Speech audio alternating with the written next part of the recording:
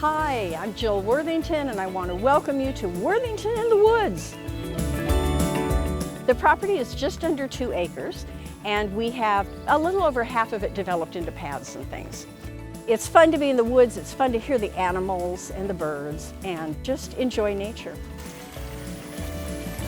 I think of it as whimsical. You just never know what you're going to find, and it might be a little odd and strange, but that's okay.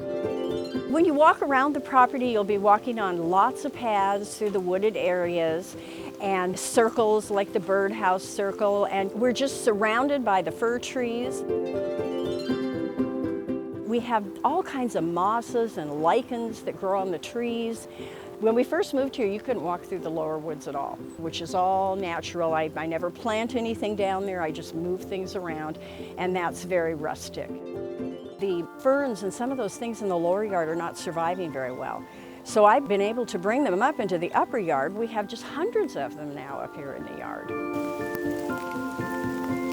We have raspberries, blueberries, we have strawberries, and then we have all the natural plants in the yard. And I move a lot of ground cover around.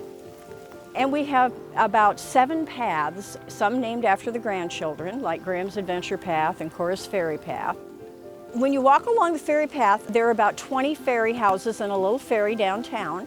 We painted the doors and we glued on the artificial flowers and various ferns. We tried to make each ferry house look very special. The cobblestone paths were here a little bit. I did just more and more of the cobblestones, and it just became one of the fun projects.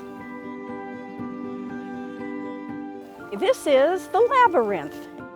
When we walk into the labyrinth, we first go by the rocks and stones of all of our friends. And so when I go through, I just can think of all those wonderful memories of friends and pets that we've loved. It turned out to be a fun thing. Welcome to our wine cave. We're excited to be able to open this up for the garden tour.